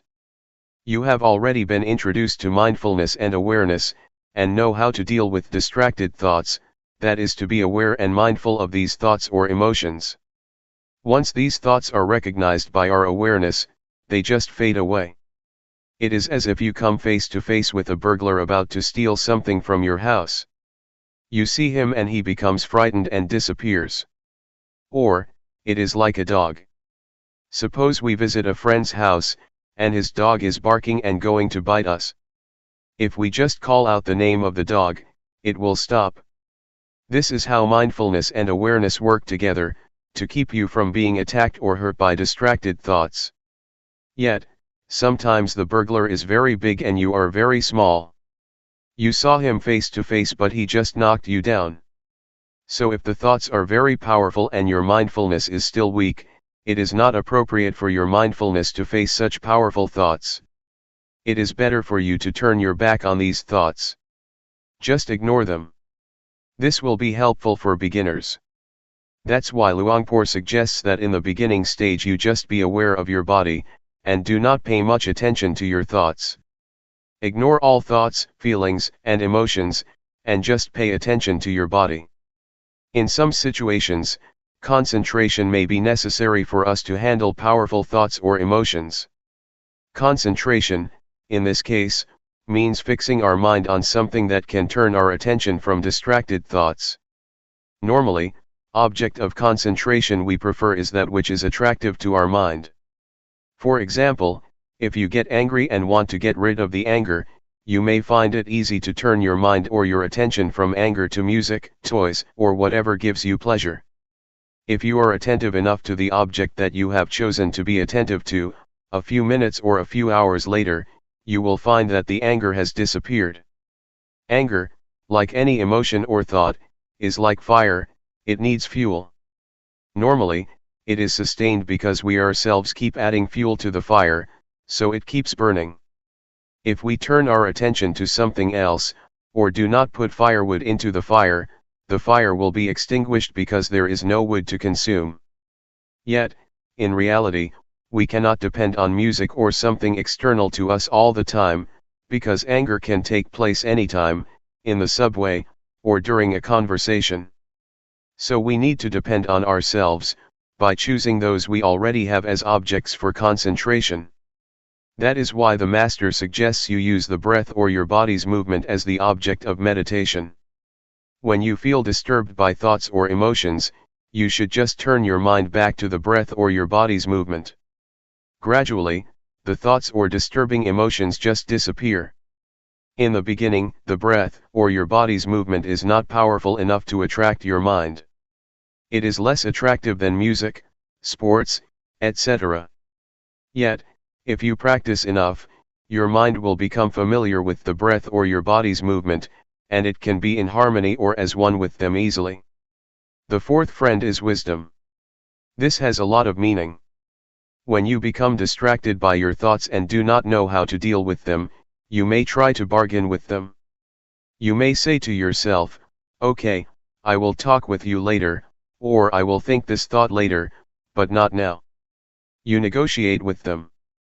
To bargain with the thoughts, saying, "After this retreat I will recall you again, but not now," is a technique you can use to reduce the thoughts. Normally, only the advanced practitioner can use wisdom to handle the thoughts, because it is a method that requires one to come face to face with one's thoughts and emotions. If your mindfulness is not powerful enough, your thoughts or emotions will just trap you, or trick you, persuading you to fall into them.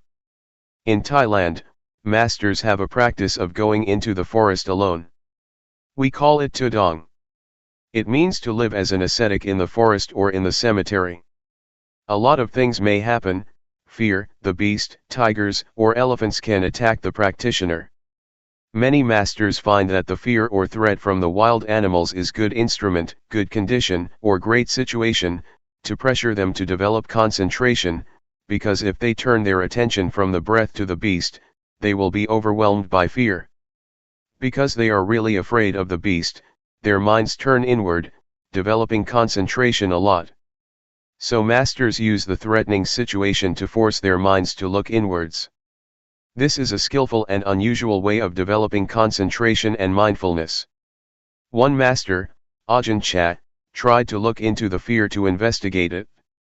When the powerful fear arose, he investigated the fear and asked himself, "What are you afraid of?" A voice replied, "I am afraid of death." Then he asked himself, "If you don't die today, won't you still die tomorrow?" "Everybody has to die, today or tomorrow," he replied. So, he asked again, why should I be afraid? Everybody has to die. This enabled him to face death at that moment with peacefulness. Some masters in that situation just keep asking, what am I afraid of? I am afraid of the tiger. Which part of the tiger are you afraid of, the tail, the ears, the eyes, the legs, or the claws? No, I am not afraid of the tail, nor the ears, nor the eyes, nor the legs, nor the claws. So, what are you afraid of? I don't know. With such penetration by wisdom, fearful emotions just pass away. They do not use rationalization, but an analytical mind to divide the tiger parts, and they do not feel fearful. But as Luangpor says, if you have insights into body and mind, into the nature of body and mind, into the temporary state of body and mind, such insights will enable you to go through all problems, distraction, and negative emotions very easily.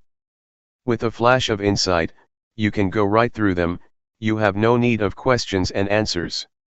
If you understand that these mental states are impermanent, unsatisfactory, and not self, the thoughts are there but they are not me, they are not mine, you become detached from them and they lose the power to tempt you. This is how wisdom works to solve problems. This is just a summary of how to use the different means of dealing with the enemies of the mind. We are like warriors, we need to know many kinds of weapons to deal with our enemies. If you only know one weapon, it is not enough to handle different kinds of problems. In fact, a sense of humor can help you too. If you take any given thought too seriously, you will get into trouble, but if you make fun of it or have a sense of humor, you feel more light-hearted. You can laugh at it, as Luangpor always says, laugh at your thoughts and tell yourself not to be crazy with them. That is also helpful.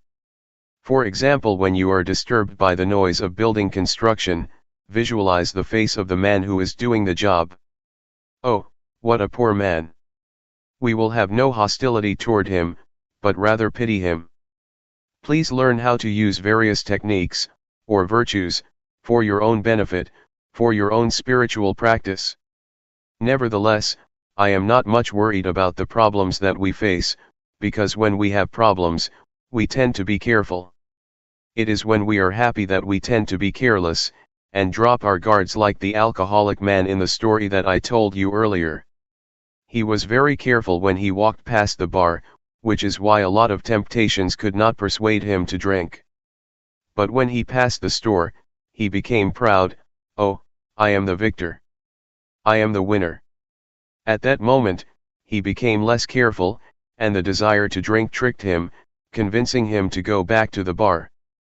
Please be careful when you achieve some level of spiritual success, when you have insight, or when you attain the well-developed mindfulness. At that moment, you have to be very careful. There is a story that in China, during a talk like this in a temple, there was an earthquake. All the disciples ran away, but the master stayed still in his place, showing no sign of fear. The next day, after the chanting and the Dhamma talk, there was question and answer session. One student asked, "What is mindfulness?" The master replied, "Mindfulness is the ability to be calm in time of danger. For example, did you see me? When there was an earthquake, I could stay still and drink water without showing any signs of fear. Did you see me tremble? No." One student answered, "You did not drink water. You drank soy sauce." So, please be very careful with pride and conceit. They are very dangerous. Conceit is the last obstacle that only the Arahant can get rid of. Be careful. July 12, 1997. Meditation in action. Meditation enables us to be with ourselves, to see ourselves speaks, sometimes silently, sometimes loudly, sometimes frustratedly, and sometimes happily. You can see how silent or how loud your mind is. We need time to converse with ourselves, to see ourselves, because most of the time our attention is turned to our surroundings, to television, to books, to work, or to our families. We do not have much time to be with ourselves, despite the fact that we should be our best friends. The practice of meditation is the way to make yourself your own best friend, as much as it can be. There is another kind of friend, a bad friend, the friend who seems to agree with us all the time, who spoils us without ever resisting or disagreeing with us. This is not a good friend. A good friend is a friend that keeps reminding you of the proper way of living, who keeps reminding you not to be lost in yourself. Mindfulness works like that. It keeps calling your mind not to be spoiled, not to indulge in your thoughts, be they good thoughts or bad thoughts. Those who have mindfulness will be aware of this. You can observe for yourself how long you have already spoiled your mind. You let it be distracted all the time, you never try to call it back to its proper place. You just follow it, and support it. When your mind gets angry, you follow the anger. When your mind is frustrated, you let it dwell on its frustration. You never recall your mind. Sometimes you may try, but you never have enough strength to call it back. Hey, come back. You are indulging in anger. You are lost in anxiety or suffering. Come back. Now, with mindfulness, you will be able to be a good friend to yourself. You will be able to call your mind back to its proper place, to the present moment, to the present activity. We are not going to spoil our minds anymore. We will be able to turn our attention to the place where it can experience non-suffering, be beyond suffering. You may call it happiness, if you like. But if you have insight, you will know that happiness is also a kind of suffering. Suffering is like the head of the snake, happiness is like the tail of the snake. When you touch the tail of the snake, it does not bite you instantly, but later, the snake will turn around and bite you. That is why we should go beyond happiness and suffering, a state that can be achieved with mindfulness. Now, we are able to be our best friend, a noble friend, Galyanamitta. Galyanamitta means noble friend. It is like this with weeds too.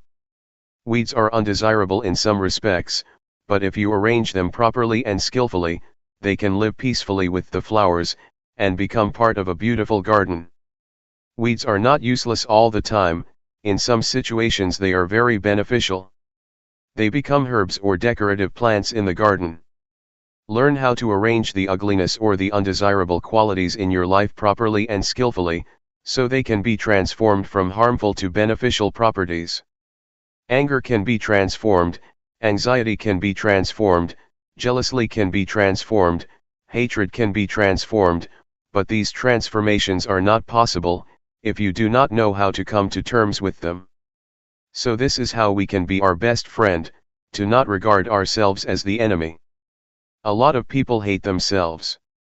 They cannot bear themselves because they find a lot of bad things in themselves. That is the kind of relationship that we should avoid, the kind of experience that we should avoid. Use mindfulness or awareness to accept, and use these bad things for both the benefit of your spiritual well-being and your daily life. I would like to encourage you to continue the practice after the retreat, in whatever way you prefer or is suitable to you.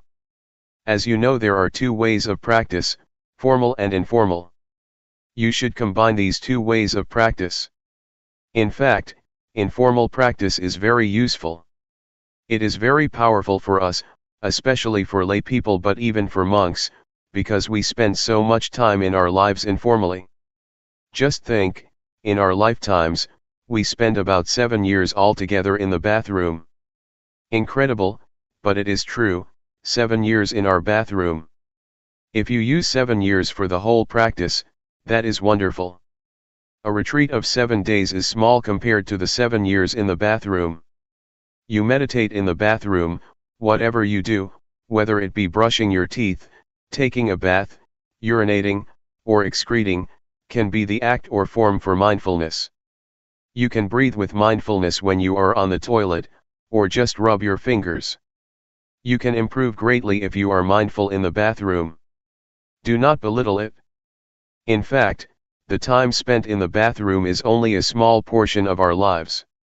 We spend much more time on the street or in the office. Please integrate mindfulness into your daily life. Take every opportunity for mindfulness, Even try to choose something as a sign to recall your mind back, for example, the traffic light when you cross the road. Most people prefer the green light and do not like the red one, right? When we face a red light we are disturbed. We want to go through, we do not want to stop at the crossing. Please regard the red light as the sign to stop your distracted thoughts, or to call your mind back to the breath, or to your hands that are holding the steering wheel. Just rub your fingers or follow your breath mindfully with awareness during the red light. When you hear the telephone ring, do not rush to it suddenly. Wait for a while.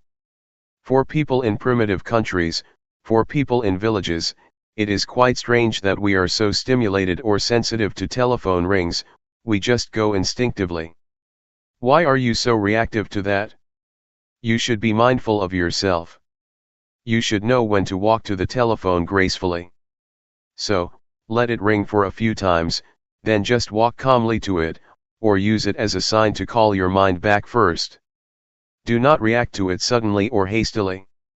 So you can choose many events in the chaos of your daily life as instruments for your mindfulness, be they noises, sights, odors, or sounds. This is how we apply informal practice to our daily life. Nevertheless, I would like to suggest you not forget formal practice either. Spare at least a few minutes of your day every day, for formal practice. Every day, either after you wake up or before you go to bed, spare at least 10 minutes for the formal practice. You can spend half a day every week or 1 week every year for formal training. The 10 minutes in your daily life, or a half day or 1 day in your week, or the 2 weeks in a year, will expand the meditation zone, from 10 minutes to 20 minutes and then to 30 minutes in daily life. By meditation zone, I refer to the state of mind. For example, if you practice 10 minutes in meditation with awareness, the next 10 minutes will be dominated by awareness, despite your having already stood up and given up the formal training. The influence of awareness covers the time beyond the formal practice. If you keep doing this, it will keep expanding from 10 minutes to 20 minutes to 30 minutes. It expands like the radiance of meditation, that keeps expanding if you keep practicing. This is what I call meditation zone in terms of time, in terms of influence, or state of mind. Eventually, people around you will be affected by your mindfulness, by your awareness. This is how you can transform them by your own natural being. Peace can be experienced by the people around you, as can compassion and loving kindness. If you have loving kindness, it will radiate out from you, and people will be affected by it. The same is true of mindfulness. It also radiates and affects the people around you positively. Please, keep reminding yourself to apply the practice to your daily life, in suitable and skillful ways. There is no formula for this, but the point is to take advantage of everything, every moment, every event, every occasion for mindfulness. Even the death of somebody you love, even the harsh words you hear, can be transformed to be positive and beneficial for you and other people. Similar to garbage transformed into flowers and food for us to eat. Food we eat and beautiful flowers are grown out of compost, or garbage. Their roots know how to transform garbage or compost into life, into vitality, into beautiful flowers. Keep practicing, and your mind will come back more and more quickly. You already have mindfulness and awareness in your mind. Please use them over and over. Unlike the body, where if you use a muscle too much it becomes exhausted, mindfulness is not limited by how much you use it. The more you use it, the more powerful it becomes. So do not waste it or spare it. Just use it, and it will always come to your mind. I have a small calendar in my pocket, but I always forget that I have it, because I seldom look at it. If I use it often, I will easily be reminded that it is in my pocket. When I need to know the date, I just take it from my pocket. But since I seldom use it, I always forget that I have it there. The same goes for mindfulness, you already have it but you always forget it. The more you use it, the more frequently it comes to your mind. So, please use it as it is, as you already have it. That's all. The good news for you is that this is my last talk for this retreat. July 13, 1997. Spiritual Tips for Meditators. Part 1. By Luangpor Teean. The Path of Mindfulness. Now I am going to teach you the way to meditate. Please relax and feel comfortable, because what I am going to teach you is based on something you already have in your mind. The teaching that I am going to instruct you in is based on something which is real and genuine, the truth. And the truth cannot be deceived. It cannot be deceived by neither the master nor the students. The master cannot deceive the student and the student cannot deceive the master, once either of them has realized or understands the truth. This is a technique that can be understood by everybody. All of us have mind and body. We also have mindfulness. Mindfulness is a quality of mind that we can cultivate and develop, but it is already in our minds. Once we are mindful or once we are awakened to mindfulness, all of us are the same, but if we do not have mindfulness or if we are not mindful, we are different. Meditating, especially developing mindfulness, does not require special time designated specifically for this technique. It can be practiced all the time in our daily lives. It does not demand special time, mainly because mindfulness is already in our minds. It can be developed through our daily activities. If we practice properly, we will feel that our lives are normal. We cannot practice for others but have to practice for ourselves. We cannot learn from others but have to learn from direct experience. We have to learn by realizing the truth in our minds. The meditation cannot be achieved from memorizing texts or reading books. We have to experience the reality in ourselves. For example, when we think, we have to see, observe, and experience the reality of thoughts, how they arise and how they fade away. These can be learned through direct experience, not through reading books or memorizing texts. What I am trying to convey is what I have realized from direct experience, not from analytical thoughts or knowledge of texts. This realization is based on direct experience that everybody can achieve or realize for himself. When we practice on what we already have. We have body and mind. We practice by using our body as an object, our body's movement. When our body moves, when our hand moves, we should just be aware. The hand is real, the body is real, and our awareness of them is real and can be cultivated. The more we practice, the more awareness we accumulate. This way of practicing asks us to accumulate awareness, until it becomes the dominant quality of our minds. Once everybody has total awareness, everybody will be the same in the sense that their lives are normal. But if we do not have awareness, we behave differently out of hatred, greed, and delusion, which disrupts our lives so that we contradict each other, preventing harmony and creating disunity. So, the point is how to cultivate awareness. The key to Buddhist meditation is cultivating awareness, and I am going to instruct you how. Once we understand and practice by ourselves, we will know ourselves better and live our lives properly. Now I will demonstrate. Everybody, please place your palms on your thighs, sit comfortably, and open your eyes. First turn your right hand onto its edge from your thigh, raise it to the height of your chest, and move it to your abdomen. Turn your left hand from your thigh, raise it to height of your chest, and move it to your abdomen. Move your right hand to your chest, move it out, lower it to your thigh, and turn it down. Raise your left hand to your chest, turn it out, lower it, and turn it down. Again. Please try to be aware of every movement, aware, not focused. Feel the sensation of your body. Just make it natural. Just feel it. That is the way to develop awareness naturally. Sometimes thoughts will sneak into our minds, just open yourself up to them but don't follow them. Once we are aware of our thoughts, we return to our body, to the movement of our hands. This method does not encourage one to stop thinking but just to be aware of it. In fact, we cannot stop thinking because it is the nature of our mind to think. We should be open to all kinds of thoughts, but do not follow them or repress them. Just be aware. With awareness, we will be firm and not react to our minds, either positively or negatively. This is the introduction.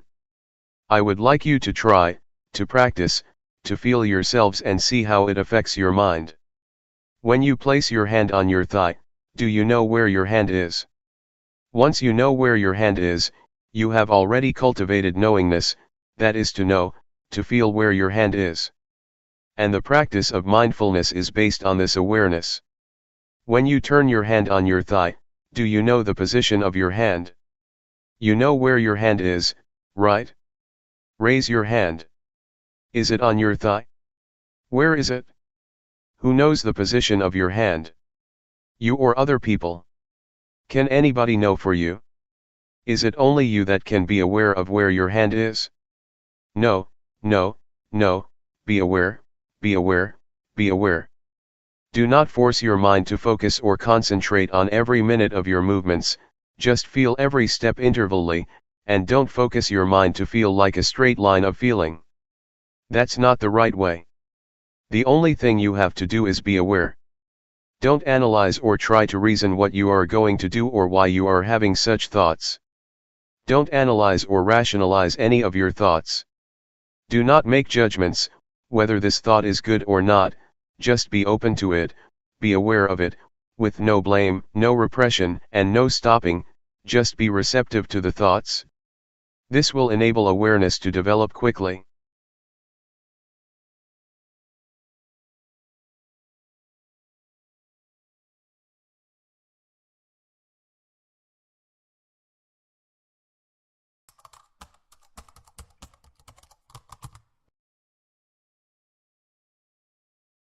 May all beings be at ease, whatever living beings there may be,